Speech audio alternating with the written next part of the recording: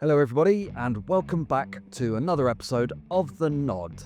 This episode is powered by Devitt Insurance, trusted by UK bikers for over 85 years. Whether you ride one bike or a whole garage full, Devitt's got you covered. From single bike policies to multi-bike insurance that can save you time and money, they make it easy to help and protect what you ride. Tailored insurance quotes, practical prices and highly rated on Trustpilot. Head to devittinsurance.com today.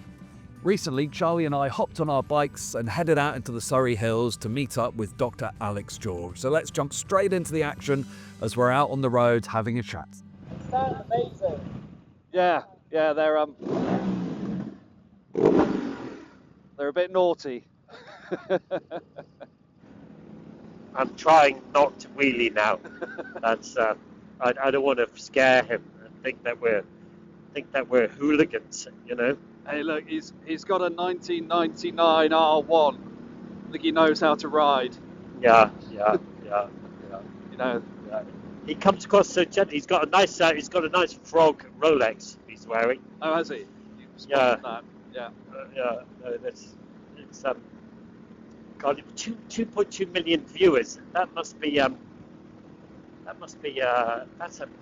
number. That's a really big number. He must be doing very well. Yeah. You know?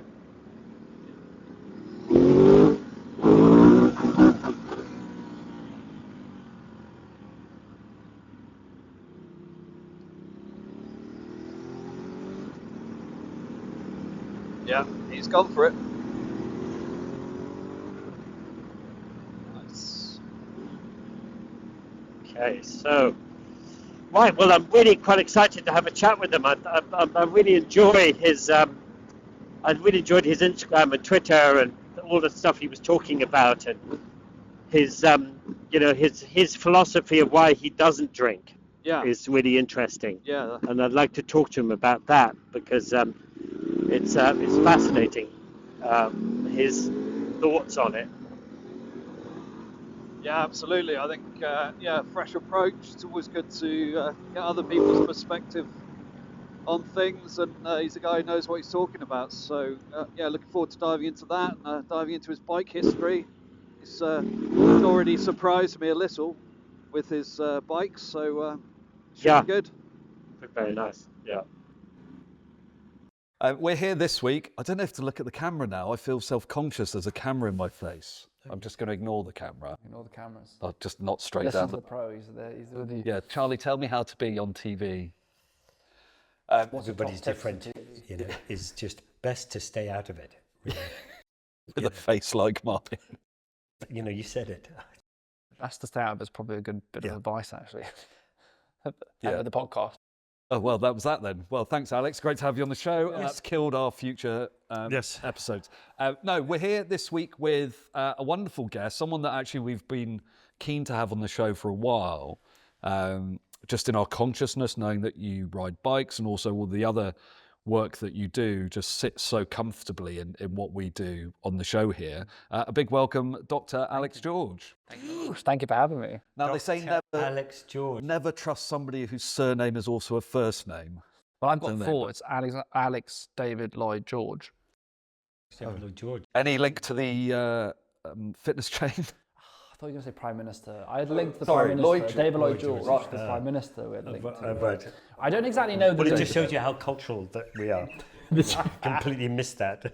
Or healthy. Oh, healthy. Really healthy.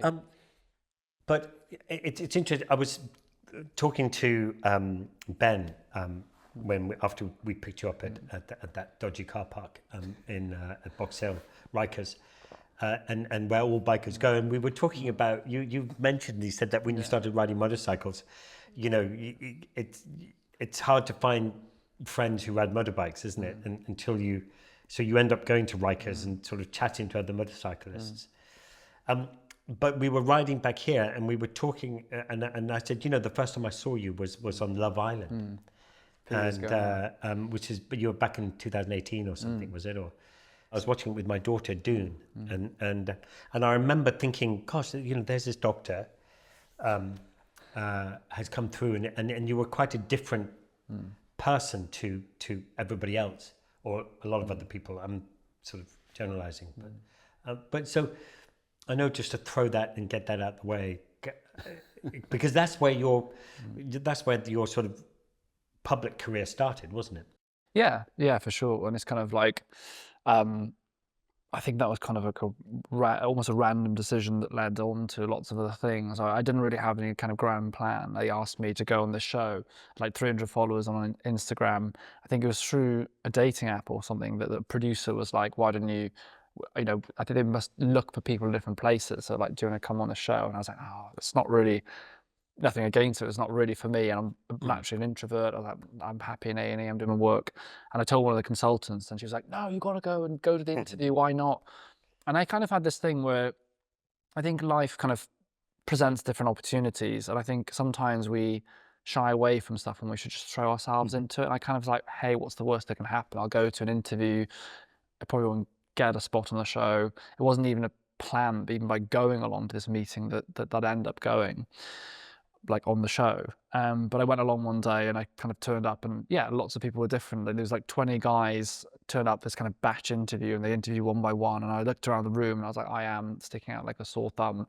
And I was like, this is kind of crazy. Anyway, I went into the room to have this interview, and I was like, they just asked me about all sorts, from like A&E to like my dating life and things. But I just treated it like a normal chat, and I said, thanks guys, lovely to meet you. Went home, thought that's the end of it. And I had a phone call basically a couple of days later on the way home from A&E. My phone was ringing. I was cycling home, pulled over and answered the phone and said, oh, we actually would love to, the execs want to meet you. We think we want you on the show. I was like, this can't be real. But anyway, fast forward to it starting, and even like 2 days before, I was like, I'm not going to do it. I'm not going to do it.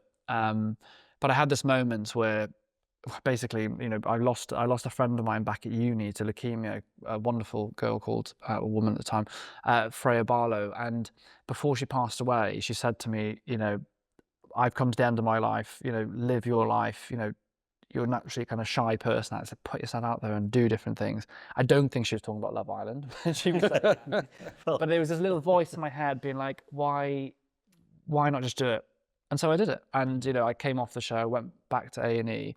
And I think now, I'm much more strategic about what I do. I clearly have vision about the things I want to do and achieve. Things don't happen by accident. I'm very much like in the driver's seat of what I do.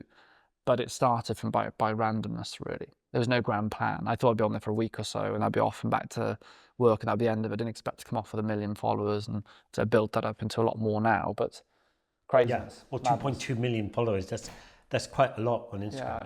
Yeah, I guess the best thing that I did, we started joking about like stay out of television, I don't go in the public eye. The best thing that I did was going back to the hospital, because I think when I came out of the show, it was all crazy, like this fast fame stuff is very strange.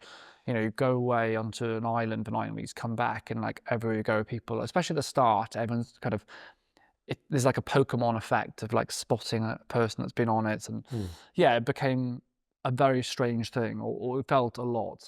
So going back to A&E gave me the grounding, actually really, really helped me. And also it was like, if I'm going to use this page, what do I like doing? I like health. I like talking about, I love passion about mental health. I was like, let's use this for something I enjoy. And then lots of other things have happened that have led to where we are today. But I think that's kind of life. I do think sometimes we shy ourselves away from stuff because we're afraid of what people will think. People are like, gosh, a doctor going on that kind of show. And I get it. And people might still be like, gosh, that's a risky thing to do. Well, I don't know that it is. I think it was something that was quite refreshing to have somebody. I watched those Love Islands because my daughter does, and my girls, and I love to sit with the girls and watch it, and they're still watching it. God knows how many years later. But I think it was the right thing to do. I think it's as if you're naturally shy, then it's something which helps you not be shy, because you have to fight, don't you? I'm guessing in the show to survive. So. Yeah, although I had an interesting one, was I didn't really match or particularly pair with anyone in it. But yeah, certainly like that has taught me quite a lot coming out of that. And then I guess things like the pandemic, as that happened, the eyes of the world were on hospitals. There weren't many people in the media who actually were doctors who worked in A&E. So all of a sudden they were like, and that's where I started my YouTube really, it was you had producers saying, well, can you film stuff in the hospital? And can you, I'd start thinking about like lighting, storytelling, sound, basic editing, or like at least, kind of rough cutting footage and stuff like that. And, I guess the grounding of first being on television, reality TV is very different. I get that's fly on the wall television. It's not so, you're not thinking about the narrative, the shooting, but it did give me a starting point. And, podcasting, again, another great training ground for kind of interviewing and these kind of things. And it is a skill, isn't it? I mean, you've been doing it for a very long time. Is it 25 years television you've done? 25? Well, actually, I'm 58. And started as a small boy. 58 years of I was going to say, yeah, you were in films. I started as an actor. Yeah. But I think it's interesting with something like Love Island, which is kind of, a genre that emerged, I guess, from Big Brother, this taking unknown people and elevating them overnight to this celebrity status. I guess for a lot of people, they now see that as a vehicle to build a profile, to be social media influencers and do that as a job. Did you go on to Love Island because you were a man in your mid-20s and you had a job that was long hours and you were lonely and you wanted to find a significant life partner? Or did you want to get 1 million followers on Instagram? Was there any motivation, or was it just much more random than that? I think it was just kind of like, this is a crazy opportunity. It'll be 2 weeks in the sun. My consultant thinks I should do it. It's a life experience. It just was like, why not? There's no grand plan. I didn't realize that I'd come off famous from it, genuinely. I mean, there'd been a couple of series before, and a couple of people had come off. Like, there's a couple of people like with 1 million followers, or a lot of followers, but I didn't really understand what that translated to into real life. That wasn't just an on-screen thing, on your phone, you had all these followers, but in real life, people would be like, oh, you're known. But I also just thought I'd be on there for a week or so. So I thought, I'll be on there for a week or so. It'll be like a moment in the thing, and then get back to work. But it wasn't even I was trying to necessarily find love. I was just like, this is it, and it genuinely is such a mad thing to come up. Would you expect such a thing? When you apply to med school, you usually start thinking about 14, 15 years old, you want to be a doctor, you go and do your work experience, you work bloody hard to get in. I failed first time to get the grades because I got marked down on my course, so it was my first big knockback. Reapplied, got to med school, you come out, then I got my dream job in London. I had no real plan, a dream hospital in London, no plan really to kind of be like, oh, I want to be famous now. And it's become like, being a media doctor now has become a thing in recent years. It wasn't when I became it. There's a handful of us that were known. You had the traditional people like Dr. Hillary on television. Yes. Yeah. Dr. Ranj, but it wasn't a thing. Yeah. Through the pandemic, all of a sudden you saw a lot more social media medics, but it was not a thing when I was. It's not like do you think that kind of helped doctors get the public to understand what doctors do? The pandemic came through, so there was a bit more respect for what doctors do up until that point. I think there's two sides to it. I think, first of all, I guess it is nice for people to be aware of like what we do in the hospital. I think, unless you've kind of seen what happens in A&E, you just can't, why would you know what it's like? But I think the bigger point is that I'm a big believer that no one owns health. And I think in the past, we've had a very like paternalistic view of health. Like, you go to the doctor when you feel a bit ill, they tell you what to do, and you do as the doctor says, you go home. And we know that model doesn't really work, because otherwise everyone would take the medicines, everyone would be unbelievably healthy.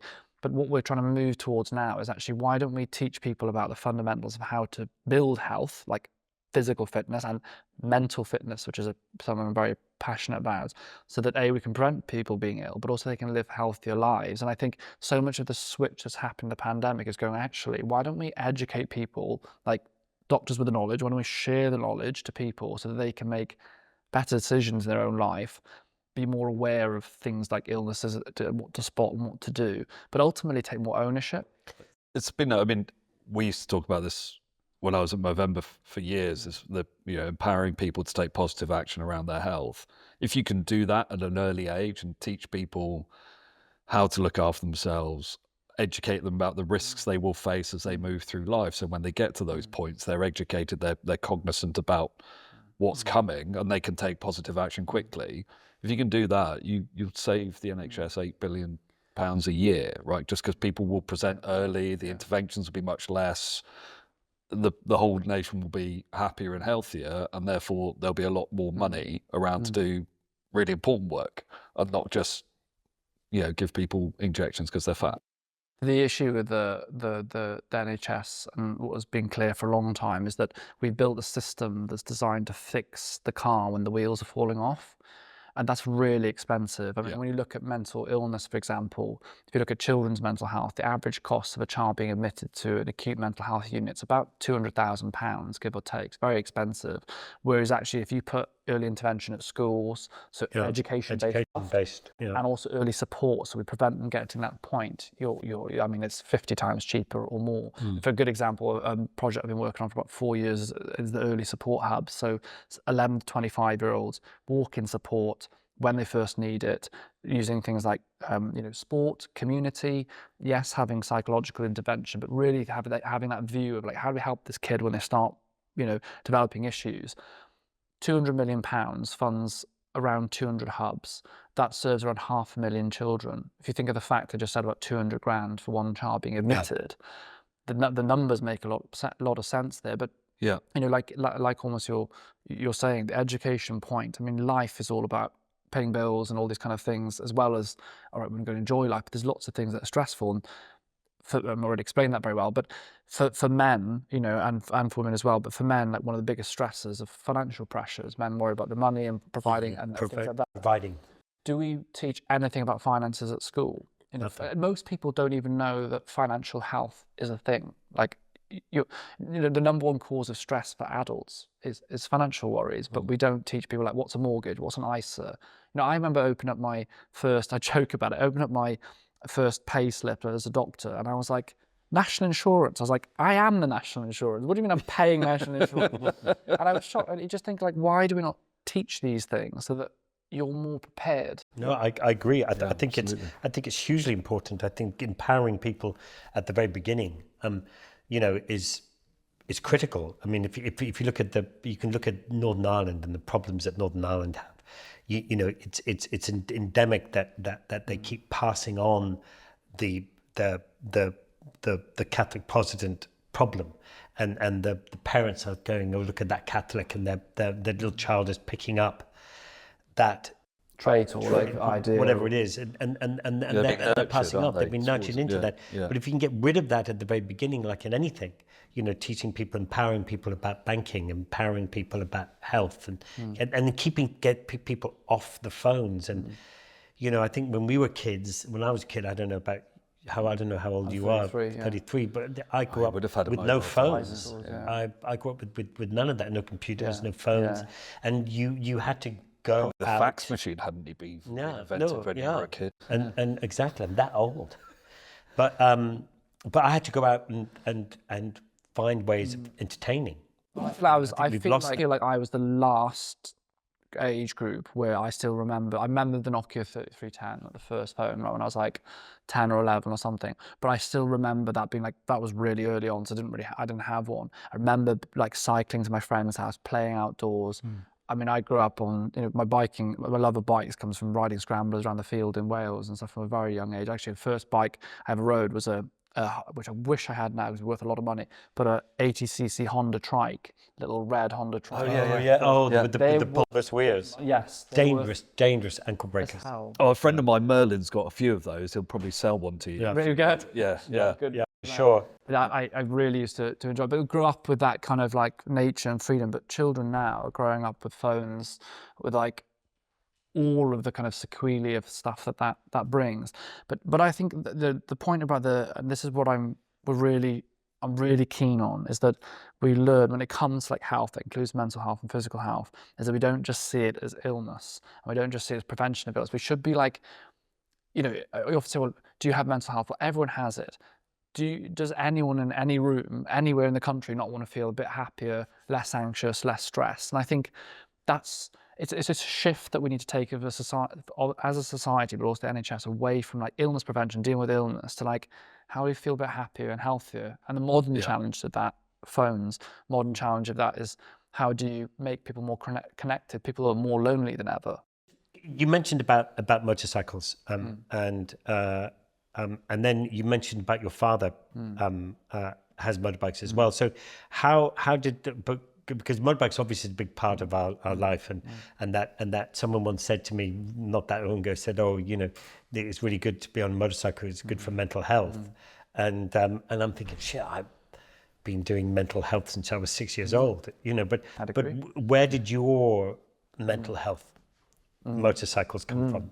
Well, so my granddad, it all started from my granddad really. He used to race, he used to ride and race in like British scrambling competition. So he did scrambling, and he also did the go-karting. He was very good actually. He used to race with Nigel Mansell and stuff. So he was on the world tour, and I think he won quite a few titles. I should know this, titles doing. He was very good, and I think that was the starting point. So my dad grew up with his dad racing every weekend and going and got in the converted van and they go and race every weekend. Then my dad grew up learning to kind of tinker with the go-karts and on the engines and things. And I think that for my dad instilled the love of anything petrol. And I think you just get, almost you mentioned earlier, things get passed down to you, right? So I grew up with Formula One on the television, the MotoGP. I remember, I could barely remember, I was so young, when I first jumped on the Honda trike, riding that round the garden. Then, when I was probably 8 or 9, I had a Yamaha Scrambler, which was awesome fun, and my brother also had a bike. So we grew up with it, and I agree. I mean, it was the best thing, no stress, just on the bike, riding around the field, playing with your brother. My dad would have his bike out. And so I think it's just allowing you to be present. And people talk about like, why is motorcycling good for mental health? I think it helps you enter like a flow state. And what is a flow? Anything that helps you enter a flow state makes you feel present. And being present when you feel good, because there's this idea that stress and anxiety is because, and indeed like almost depression to an extent, is because you're mentally in the future or the past. Because as we sit here right now, it's a Buddhist mentality, and I'm not religious, but you can learn a lot from religions. They say, what is the problem that you're currently facing? Or I think the other phrase they say is, what are you lacking? So we sit here right now, we're not in any danger, we're comfortable, we've fed and watered, and I know as someone that's suffered very severe depression, that our mind can be terribly cruel because we're not in the present. You're suffering because you're worried about the past or what might happen. When you ride a motorcycle, it's you in the road. You need to be present. You're in the present, yeah. And when you're in the present and you look around and you look at the beauty of the world, that's when you feel, that's when you feel free from all of that. That's what it is for me. And also when you're riding a bike, you can't be on your phone. So no one can email you. All right, fine, we have the intercom, someone might be able to call you. But generally speaking, from all the stuff. You have the choice in that though. You can switch all of that off. I often ride with no music, and if I do listen to music. I listen to music today riding out, but on the way home I'll probably just turn it off and just ride, listen to the exhaust, just nature around you. I think for me, I remember years ago, because I know you lost a sibling, and I lost a sibling to ovarian cancer, Telsha, and I remember that just before she died, very luckily she met my first daughter, Dune, and which was wonderful, and then she passed. But then I had a second child and busy in life, and never really managed to really grieve for her. And it was only when I did Long Way Round 20 years ago that sitting on a bike for day after day, that your mind, when you're on a long journey, your mind wanders and you think about things you haven't thought about for a long time, or whatever it is, and you're given that mental break to be able to think about things. And she would often come into my mind, and finally was able to sort of grieve for her properly, because I had the time. Well, I think, first of all, I'm sorry for your loss, and it's losing a sibling. I think what I've realised, it's only been 4 years, and I guess that's very early, but I think that pain never goes, as you learn to live with it. We got this very odd phrase in kind of Britain of like getting over someone dying, but it's just a strange thing. When would you get over if your mother? Well, you never do. Why would you want I think part of you dies. I think. Yeah, I agree. I think, and I think that you never get that part back. And actually, I don't know about you, I wouldn't change that. No. And I think a part of where people get stuck with grief is they're trying to fix the unfixable rather than trying to get over it, accept that you're going to live with it. And I think when I had, in the first year, I was really fighting with that. Once I learned that my goal wasn't to just be like, oh, it's fine that Cleo died, that he killed himself, it's fine. Rather than This was your brother brother, during the pandemic. yes, so when he was 19 years old, he took his life. I think very little or no warning really said that he was struggling at all. And yeah, you kind of like, what do I do with this? And I think when I learned that I don't have to get rid of this feeling, I have to learn to live with it. It was a big change. And or get stuck in that trauma. Trap You and know, trauma. it's very easy to get stuck in a trauma, and the trauma can be a terrible accident, and where you're terribly injured, or it can be mental, it can be whatever it is. Chemotherapy. It can be For me, chemotherapy, that was, yeah. And you can be stuck there. And if I remember having a terrible accident, and I remember waking up after lots of surgery and looking at myself and thinking, shit, you know, what's going to happen to me? This is, you know, and it was only when I noticed there was someone else in the room who was in another bed, and they were in so much worse state than I was, and I was feeling so depressed and sorry for myself that I looked at this guy and I looked at myself and I thought, actually, that's not so bad. And but I think it was that moment taught me that I can't stay there. I have to, you have to move on. I do think, however, that the modern life, a lot of the time, we avoidance is a huge issue. And one of the best things that I learned with my mental health in general was avoid the avoidance. I mean, things like whether it's alcohol or overworking or, certain behaviors that numb. There's lots of ways that we cleverly try to prevent ourselves facing things. Like when you talk about riding the bike, you basically were stripped back to you and your mind, and therefore these things come up. I mean, there's great books that write about this, but our conscious mind is only about 5 or 10% of our brain, right? And the activity of our brain, most of it is subconscious. And a lot of our subconscious is based on, it would depend if you believe in kind of Freud and his kind of psychological theories, but a lot of that is how we're nature, but also nurture what we've experienced, what we've seen, the message we've been told, or big things that have happened in our lives. Traumas, for example, shape the way that we think consciously, but largely subconsciously. And when we avoid dealing with that deep-rooted stuff, it comes out in other ways. And I've stopped drinking nearly 2 years ago because alcohol for me used to be something I did social and fun. But when I had the trauma, it was something I was using to suppress, like hard suppress this thing. And largely the reason I've only passed my motorbike test a couple of years ago, I think 2 years ago or 3 years ago, I started riding because I was like, if I start riding bikes, I'm going to drop the alcohol and do this instead because I felt this would be better for me. And it was like a trade-off. But I found a similar thing when I was riding. A lot of this stuff would kind of come up, and I'd be able to kind of deal with it in a much healthier way rather than just shoving it down. I was like really facing this stuff kind of head on. And really for people that wonder what are we doing here? Really, we're practicing mindfulness, and mindfulness is a weird word in some ways, and people are like, what does that mean? What it means is we're being present, and we're meditating effectively. When you're riding a bike, when you're observing thoughts and you're trying to you're present in the moment, but observing your mental thoughts, you are meditating. We think of like this Zen Buddhist sitting there in the kind of the chakra and sitting there with their hands open, eyes closed. That is a form of meditation. Meditation can be running, it could be riding bikes, it can be being in nature.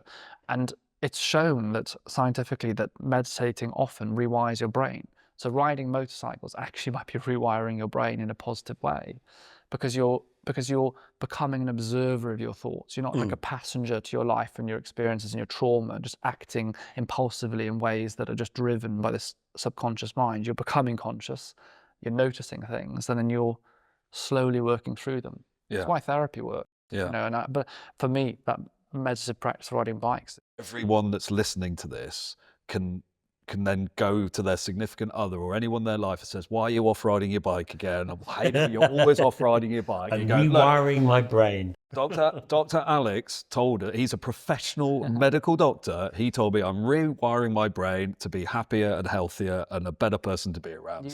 I'm off on my bike. You are. I think it really does work. It really does work. And I understand why people cycle to and from work. Yeah. It doesn't have to. I know we're talking about motorbike riding. It can be whatever it means for you. Some people, whether it's painting or playing music, whatever it is. I mean, another big part of the Stompcast, my podcast, is all about walking in nature. That has been another huge thing for me. When you're in a beautiful setting here in nature, I mean, one of the biggest challenges for people is like we're just not spending. We're not designed to be in boxes inside all the time. The pandemic was crazy for it. You get out of one box, which is your bedroom, you sit in the lounge and do work on it. No wonder we're going crazy. We're literally going crazy.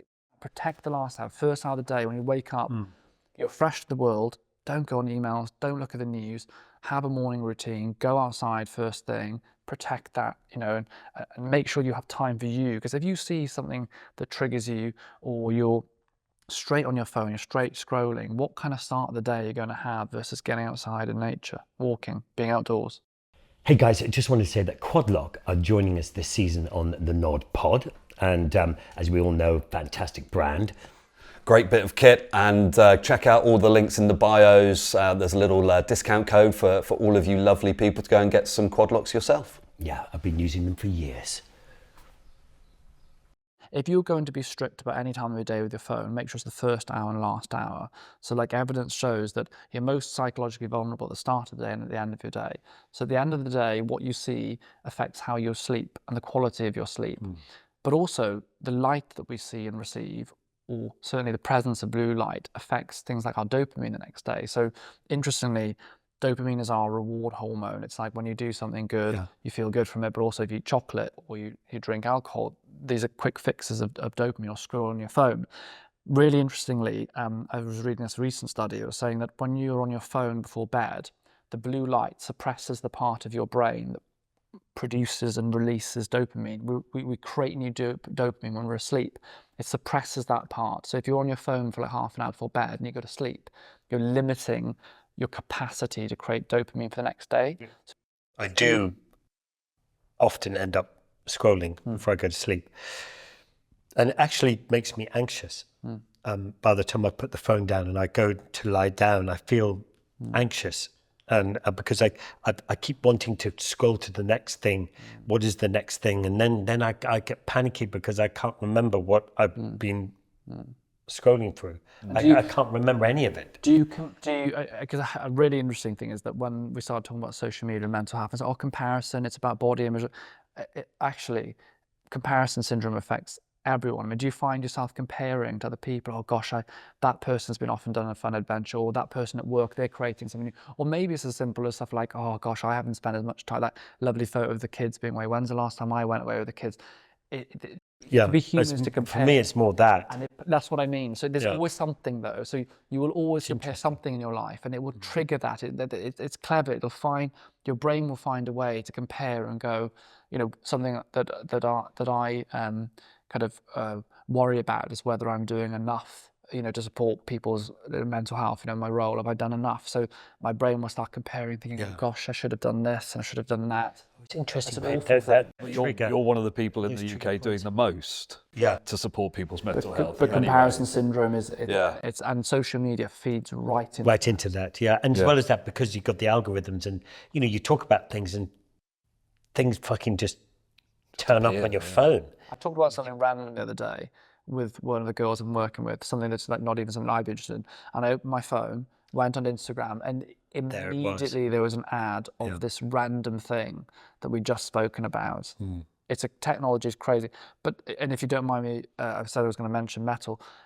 Technology can be good. I think it's just using stuff in a smart way. And I am shamelessly plugging metal here because I think it's something that's very important. Myself and Bear Grylls and a group of people, I mean, you're yourself helping us with metal, of course. So thank you. We started metal, which means resilience, METTLE, because we want to use tech in a good way. So it can be used for good. The problem is that we've been flying these planes, no lessons. Like when we grew up with it, or when phones are introduced to us, we're just using this. You'd never go and get on a plane and fly a plane without any lessons, or ride a motorcycle without doing a test and all this kind of stuff. well, you shouldn't be. Don't be doing that if you are doing that. You need to Definitely. do not be doing that. Definitely get a lesson. Yeah. But phones are just like, the phones, iPhones are more powerful than the first rocket that went to the moon, and we just give it to people and to use it. So we need to use it in a way, technology in a clever way. So Metal is designed for men. It's a mental fitness app for anyone listening. You can download it, give it a go on a free trial. If you don't like it, delete it. I think you'll find that you will find it helpful. It's about providing people the framework to build mental fitness, to meditate, to understand emotional confidence and resilience. And the thing that we realized when we started Metal is that we don't get taught this stuff at school, and especially for men, mental health is like something we don't talk about. It's like a shameful thing, and you only see the doctor if you're really sick with mental health, and even then you might not even go. We want men to feel happy and feel connected. You know, I think before we started this, we were talking about things like toxic masculinity, but we live in a world at the moment where men don't know what it, a lot of men are like, what does it mean to be a man? Is that good? Is that bad? So, you know, again, a shameless plug, but if you're listening and you're a man, just download Metal, METTLE, and check it out. We prescribe to you each day what to do in these activities. You'll feel happier, more confident, less anxious because of it. Because, you know, I think mental health shouldn't be just about prevention of illness. It's important. We should build mental fitness. Like, life is too short not to make the most of it and enjoy it. Yeah, absolutely. And I think it all starts, like you say, we're not taught how to be mentally well. We're not taught about our mental fitness, and we don't generally, as men or women, understand. I think we're at the point in our society where everyone knows they have mental health. Thank you, Charlie. But we don't know what that looks like in our own context and understand our own mental health. So, oh yeah, I've got mental health. What does that actually mean? Yeah. What does my mental health look like? What are my triggers? What are the things that give me anxiety? And to have that consciousness that you have it, and then take a look at how that looks for you. You know, my personal medicine is the way the world's going. But for me, you know, my comparison I always give is, which I like, is Usain Bolt and Mo Farah, right? They are both extraordinary runners. They're very good at running. One's good at running very fast and one's good at running very far.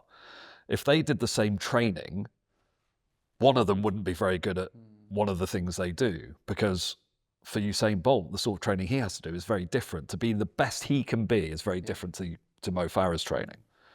And I think our mental health is exactly the same. You know, for me, to understand what my body reacts to, what my mind reacts to, and how I can maintain my best mental fitness are tools and tips and exercises. You know, for me, it's riding motorbikes, it's walking my dog in the countryside, it's talking, it's being open, but it's having that consciousness of when my mental health is starting to deteriorate and identifying that and being able to put in the processes that I know work for me to ensure I don't go into a depression. Let's not forget the biggest killer under 40-year-olds is suicide, right?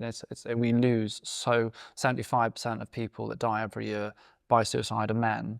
You know, we're losing so many amazing people to suicide. And I think what's very sad for many different reasons about my brother dying is that, you know, the element of perspective, if he had survived that time where he was very suicidal and we'd have got him through, he developed this element of perspective of, I can get through. And I think that the reason that I think we sadly lose so many men is that I think so many people feel isolated. It's like, I'm something wrong with me. I'm inherently problematic. I'm not fixable. I'm broken. And part of what learning about mental health is that actually, you know, you can not only get through those times, but you can get to much better places, and we shouldn't leave it to chance, which is why the mental fitness, and I'm glad that you keep using that word, is mental fitness implies like going to the gym to build your physical fitness. You can do the same for your mind. And we separate the two too much anyway. You know, even debunking stuff like, I'm not trying to be against alcohol here. I'm just trying to provide like an alternative view. But a lot of people think alcohol is great for stress. Even 2 glasses of wine a week increases your baseline level of cortisol, which is your body's stress hormone. So the feeling of de-stress when you drink alcohol is a psychological trick that alcohol gives you.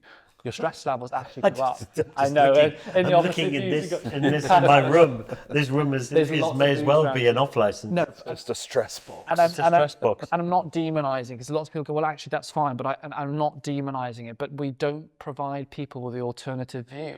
Yeah, but then society doesn't help it either. I mean, every single film and movie and TV show and everything, you look at, they're happy, have a drink. They're sad, have a drink. I don't know what to do, have a drink. Unless someone drinks, have a drink. Yeah. So we are, and then you look at society and you think about how detrimental alcoholism or alcohol illness is, and people focus on drug addiction, but the reality of the percentage of drug addiction as to how many people actually are alcoholics or drink addiction is phenomenal. I mean, it's everywhere. I mean, you can't go anywhere without seeing I would it. say something. If you're very mindful of your drinking and you drink and you're happy with your life, then fine. But if you're someone that has not achieved their goals, who is depressed, and certainly if someone has ADHD, those are 3 certain cases I wouldn't drink alcohol. Yeah. A lot of people don't. ADHD. I got ADHD. ADHD is like having a little fire, getting a big thing of petrol, and going. Everything that is bad about ADHD gets worse, and all the good parts, which is creativity and so on, gets dampened. But if you're depressed, really think about, if you're listening to this and you're depressed and you drink, give it 90 days without alcohol, because often we know the hangover's bad, but a lot of people don't appreciate this, that alcohol actually has a much bigger effect on the brain, where it reduces the amount of serotonin you produce. It affects the wiring of your brain, and it actually can make you depressed. So if you're depressed and you don't understand why, and you drink, just do something for me. Try 90 days without it and see how you feel. Yeah, no, I think it's a good idea. I think it's a really good idea. And I'm getting close to it, and over the last few years, I think the older you get, as well. I think maybe harder it to is. process Yeah, it the as hangovers well. are worse. But if I was to say, if you're going to do it, don't do 30 days, do 90. 30 days is not enough for the brain. Yeah, Really interesting. right. Like people, have you ever done like a 30-day stint of it, of not drinking? Because I have. Yeah, it's really yeah. interesting. Can you remember what your sleep was like? I was at university training for a boxing match. I used to box at university. One fight, lost it, but that's another story. That's not really boxing. So that, Have you ever stood in a ring? Your statement was, I used to box in university. I trained for one fight, lost, and never did it again. when I boxed for a couple of years. Don't So do anymore. That's also bad for your brains. that was really bad organised. No, but you do, and I see Ewan hasn't drunk for many years, Yes, 20 I know, 20 yeah. something years, and one thing that really stuck in my mind, and still sticks in my mind, is that he was when he was living in London, he was driving back late at night from a premiere of some movie or something like that, and he was on his old bobber, a bit like mine. We both had a bobber built by Down and Out. By Baron Speed Shop, which is amazing bike builders. And my little Triumph was built by that. And he was just riding home at 1:30 in the morning. And it was warm evening, and he was riding back. And I said, "Oh," he said, "You're riding back?" And he said, "Yeah." Well, he said, I don't drink, so I just ride whenever I want. And Yeah. somehow it just stuck in my mind.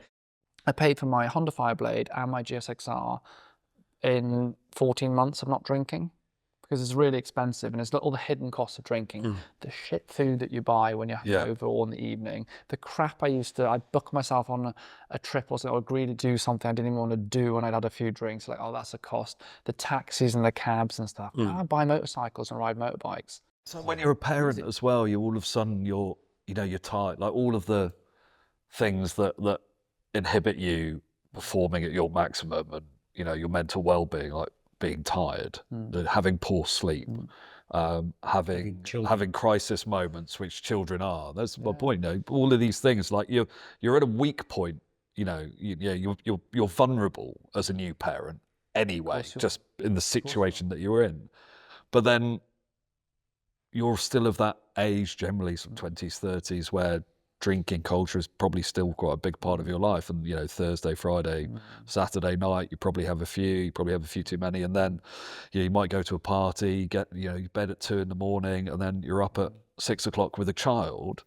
And you're just trying to survive and get through it, and you know, a couple of days later you might feel better, but the damage that's done to, you know, your child, your relationship, your ability to be a good parent, you know, it's all fundamentally impacted to the point where actually if you just weren't hungover, what would that quality of your family life and relationship be like?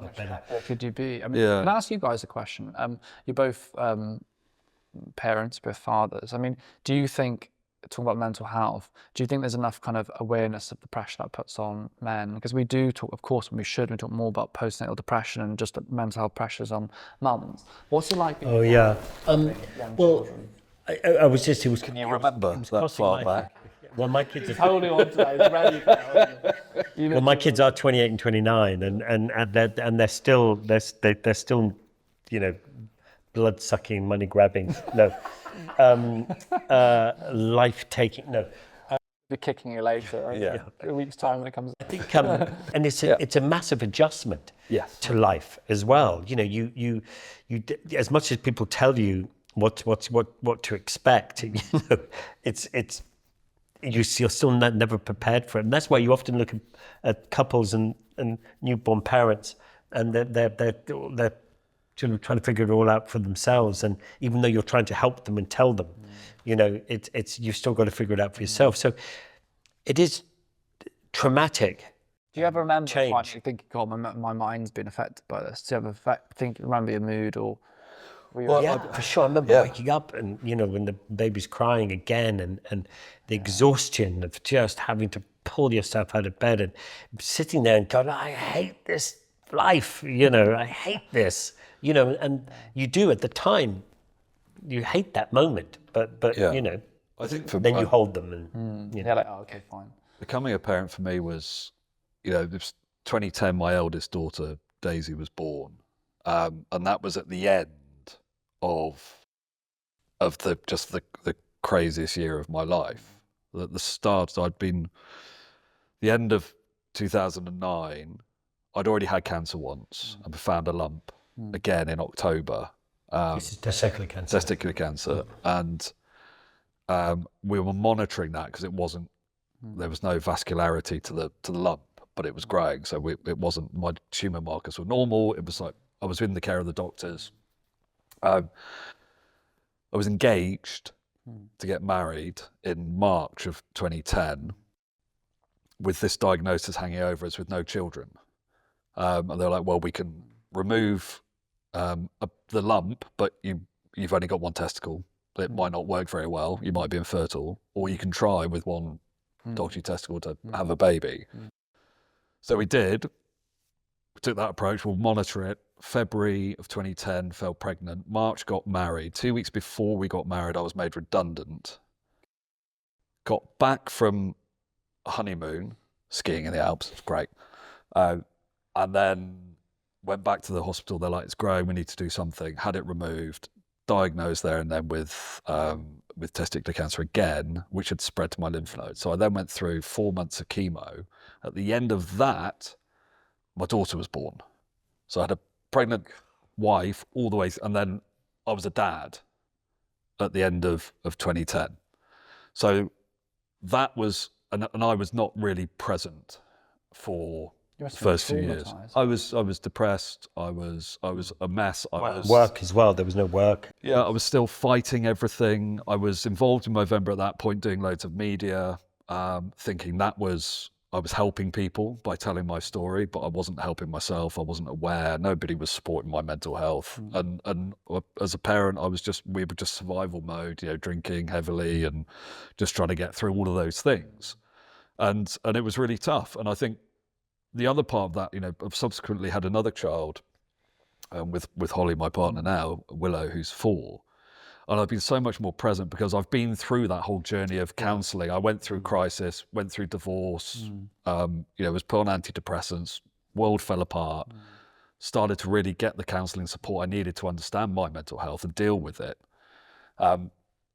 So I was kind of much more present with Willow, but even having said that, you know, with all the tools I needed to cope, being a dad again, it's so hard because everything, and this is the same for everyone, you're with someone, it's just the two of you, you have this relationship with your partner, and then it's great, you've got your own little team, a little bubble, and then this thing comes along that's been grown in the other person, that they have this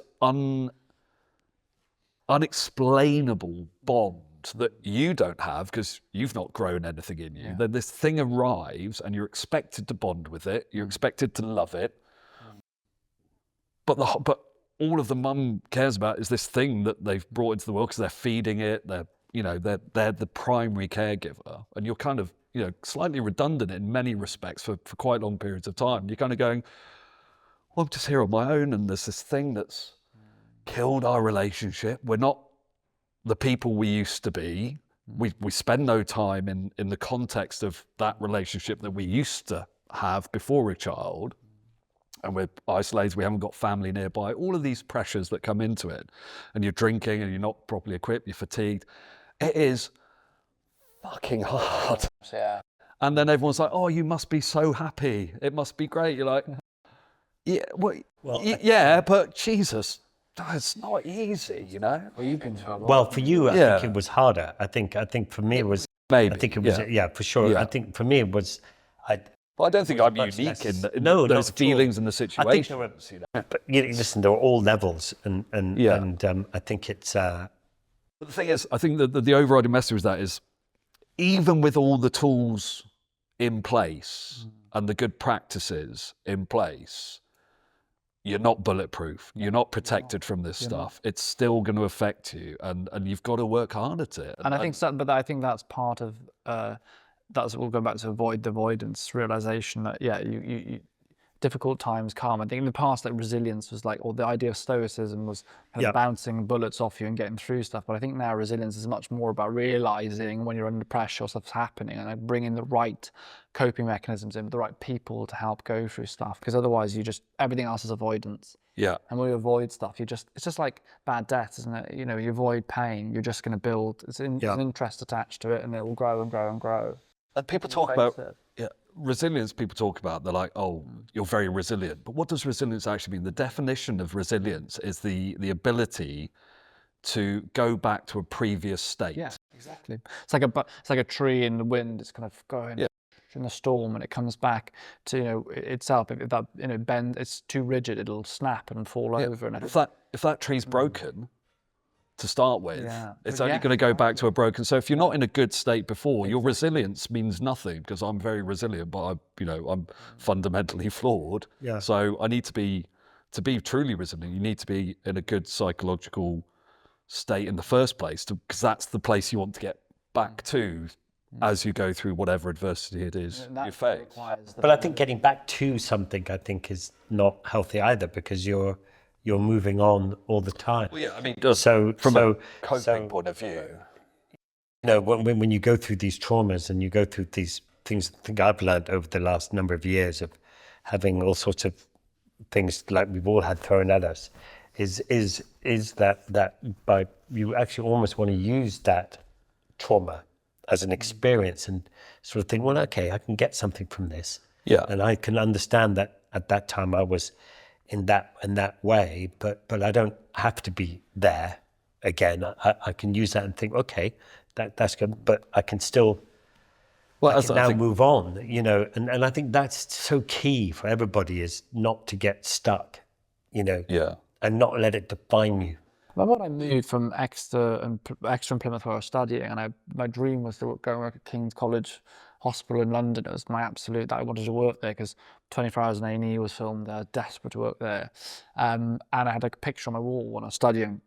And when I started the first week or so, I moved to London, didn't know anyone, had no friends there, moved into hospital accommodation, which was absolutely atrocious. Yeah, my daughter did that as well. Awful, really, really, really bad. I remember walking the first day, and all I wanted to do was like call my parents and say I'm coming home. It was awful. The first few weeks I was really shaken. I was in a city that London's quite a scary place. I'm a little Welsh boy that's moved to like barely a city that's Exeter. To come to London, it was a huge shock. And this thing that I really wanted, that I'd almost defined defined my life by that point. This goal to be a doctor shook me a lot. It took me months to really to settle it. Doctor, why did you want to become a doctor? Did parents? No, my dad worked in the police. He was a policeman. Mum worked in the bank. I think probably that I now diagnosed with ADHD a few years ago. I think, to be honest, it was like dopamine heaven working like in an A&E setting. I like people. I like science. I like the idea. I do feel drawn to try and help people. It sounds altruistic. I like the idea of that. And A&E was that perfect combination of also adrenaline as well. And do you like studying? I do like learning. I like to learn. Even now, I like to learn new things. I think the world's amazing to be able to. We're all just, whether it's learning sounds very much sitting down reading books. I like to experience. Add more knowledge. I think I'm an inquisitive person. I think you have to be a content creator as well, or to be something. I've been podcasting now for I started podcasting straight away as soon as I came off the show. Actually, The Waiting Room was my first podcast. Did that for 3 series, and Stormcast's been going for a long time. I like to learn. And I'm very nosy, really, about life. And I think that's my daughter is a doctor. She's just doing her last year now, and I think she's very similar. She has I think I see lots of her in you, and as a parent, I'm sure your parents as well are very proud of you being a doctor and what you've achieved. I think it's quite extraordinary what you've done, and to be so young and to be so enlightened in that mental health area. And it's difficult for men. It's very hard. I remember when my acting career kind of failed, and partly because I'm dyslexic and I can't learn lines and just can't, and made me really almost ill learning lines. And I remember feeling that I'd let everybody down. I completely failed my wife and children, all because I wasn't doing what I started out to do. And luckily ended up doing something else and something else and something else. And part of it is giving things a chance. You mentioned before about giving things a go and just see what it doesn't. There's never anything to lose by trying something ever. Not ever. What's the worst that can happen? What's the worst that can happen? I love it. People are afraid, but I love it. You got about, if you're lucky, 75 years. How many good quality years do you have on the earth? Maybe 70 if you're lucky, right? The human race has been around for about 250,000. 70 years. I'm 58. Oh my God, I've got 12 years left. You're done. Oh my God. Well, they won't be good years. You've got, the Earth has been around for about 3 billion years, 2.5, 3 billion years. I mean, you realise how dotty your life is, and everyone's afraid of consequence all the time. I don't mean consequence to go around shooting people. I mean, live your life with less fear. We're so afraid of everything. I'm afraid of what people think as well. I think the big problem is terrible. I think that's a real no one cares. big issue. No one gives a shit mostly, and if they do give a shit, it's usually a reflection of their own shit. Their own shit, exactly. I learned that years ago when I was making movies, and we'd go watch the rushes each night of the previous day's filming. Cool. That's really and I would sit watching the rushes and I'd think, fuck, they can all realise I can't act. Right? They're all looking at me thinking, what a knob, right? But then you sit there, and I remember hearing the focus puller go, is that out of focus? Is that it? And then the lighting cameraman was going, is that a shadow on his face? There's this big shadow across the thing, and you realise they're all just worried about their bit, and they don't really Everyone's care. doing life for the first time. It's like never worry. It's like when I push into a queue, my wife gets really upset. I go, don't worry, I'm never going to see them again. Oh, you don't push the queues, do you? No, you do that. You do that. I'm not a pusher, no. Yeah. It's so true. I think people are like, I actually look back to a younger version of me, and even actually, I am someone now that kind of goes for everything. Sometimes I think, Alex, why can't you just sit still? But when I was younger, I think I would just say, like, Alex, honestly, worry less. Like, no one cares.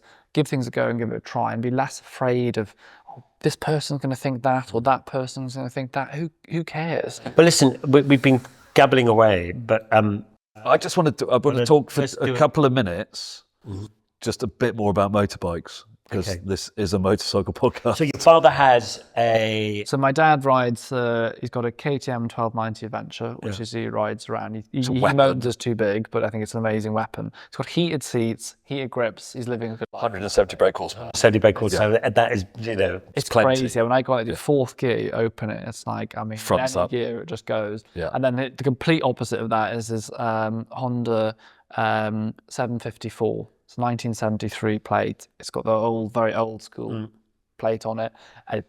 Orange tank with quad exhaust. It was just actually whenever we ride anywhere, and I've got a GSX-R back in Wales there with him. And when we ride anywhere, no one GSX-R. I've got the Suzuki GSX-R R, so the 1000 R. That's on I've had 3 of those, written 2 off. Oh, yeah. I had the 750s, Very GSX-R 750 I Strat. mean, this thing's like 215 brake or something. It's crazy. I mean, I must say, I ride those things very carefully. I think because I've only been riding for 2 years, part of me wants to enjoy the superbike phase. I love them, but I'm old enough to be very respectful of them. You're also like 6'4". Yes. It's fine though, I don't know. That's not... What, are you being heightist? I mean, that's... Well, no, I mean, I'm 6'1", and I find them a little bit... I'm 5'8". I used to be 5'9". Now, you know, so... You're shrinking. Just because, what did someone call me the other day?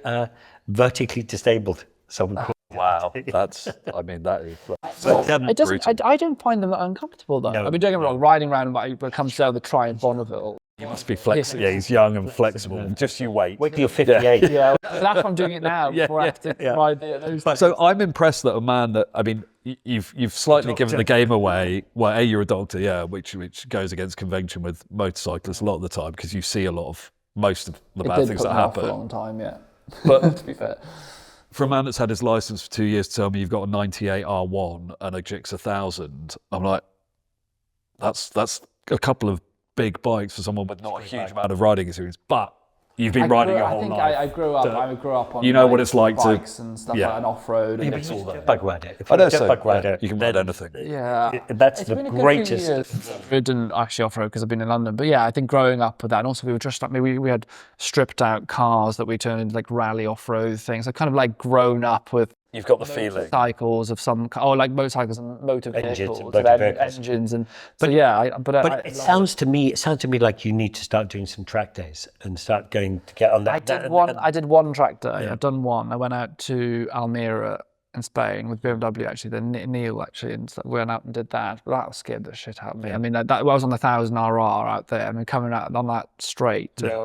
But you should. But you know, but the thing is, when you ride a motorcycle on the road, your learning curve is very flat. Yeah. You go and do a track day, and you go to the I don't know if one hasn't does this, one hasn't race school still, and you go out and you get some tuition on the track, and it is incredible the what you learn and what you really learn on the racetrack is how much you can brake. Yeah.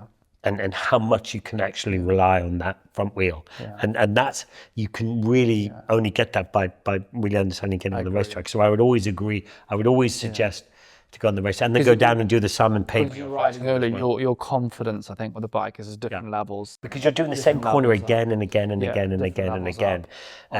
I'm much more I think I ride relatively, but I'm much more I don't know where the limits are because I've never been. Obviously, on the road, you're riding and should be well within your limits, but you don't learn those limits or what the bike can do, right? Can you?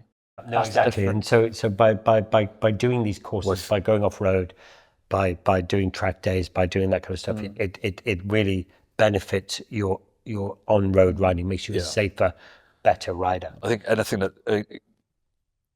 You need all the help you can get, really. Yeah. Because I mean, really, honestly, I follow you sometimes, and I just think, oh God, don't follow me then, because you're a good rider. You're a good rider. I was watching you today because we when we take guests out, you never know. When you ride with anyone for the first time, you don't know. Yeah. And I do a lot of riding with sort of guests on tours and stuff, and you see some absolute horror shows, and just there's certain people you definitely don't want to be behind on the road because you're just terrified. But you were great. Road position was good, and you were keeping up with Charlie. Who was Doctor, who wasn't hanging around. I mean, not that I'm anyone to listen to, but I Thank wasn't. you, I'll take that. Driving quite sensitive. I kind of, The front wheel kept lifting. I don't know if it was the Something road wrong with or that. I think something. it's the front It's a bit bouncy. a bit bouncy. I think the rear I think set from too behind loose, it looks maybe. like, but it's not. Yeah, it's weird. But, Making loud noises. But look, if there was one last thing that you were to say to someone, you know, bearing in mind we all ride motorcycles, as a parting gift to us, what would it be? I think it would be, life is very short. Try as much as you can to live in the present. And yeah, I think be appreciative of each day. I think life is always dragging us different directions all the time, past and present. And on that bike, you're in the moment, take in the air, look around you and just be grateful. Life's beautiful. There's always stuff happening. There's always bad things in life. It's always happening. But in each moment, try and find something amazing. Motorcycles. There we go. And that's the official line from the NHS, ride motorcycles. That won't be it. One of the things that really, actually probably the things that really have shaped my life is this guy that I looked after. I shouldn't say that at all. I looked after this gentleman who was he was a professor and he studied studies neuroscience, but anyway, he's a really wise guy. And again, I call him a guy, really wise man. And I was looking after him as a first-year doctor in King's College. I was working on elderly care. And he said to me, Alex, come in one day. He said, come in, I want to talk to you for a minute. And I sat down with him and he said, you're a young man, I was 24 at the time, you're a young man, you've got the whole world ahead of you. I said, I really want to tell you this. I'm dying in the next few weeks. I'm at the end of my life. I really want to tell you this. He was like, I'm sat here thinking about the things that I didn't do. I virtually have no regrets about the things that I did do. And I just want to tell you this because I don't give a shit about the mortgage now or what things I have. He said, all I think about is opportunities or trips I didn't go on or things that I didn't do because I was too busy worried about stuff that don't matter. So I used to stress about work and about research and all these things I was doing. All I care now about is I think back about is my family, my friends, and the experiences of life. He said, please take your opportunities. And it really did sit with me that he felt so that he wanted to tell me. And he did pass away almost two weeks after that. And a very wise, very intelligent man. And he just was like, please, you won't regret, live your life. It's been such a pleasure to meet you. And it's been such a pleasure to get to know you a little bit more and to see what you guys are doing, and I wish you all the best of luck with metal. And I think it sounds amazing with Bear and with all those people you got involved. And you're living your life to the full. I think. Yeah. My best. It's been an absolute pleasure. Thank you for the medical approval for riding motorbikes. Yeah. That's what we've been waiting for. The endorsement. Yeah. The endorsement. That's all we need. Ride a bike. Thank you for listening to The Nod, a mindful motorcycle podcast.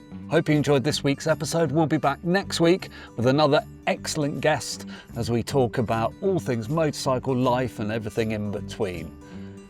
Please do like and subscribe, hit the notification button, do everything you can across Apple, Spotify, wherever you get this podcast or on YouTube. And all support, comments, shares, likes are massively appreciated.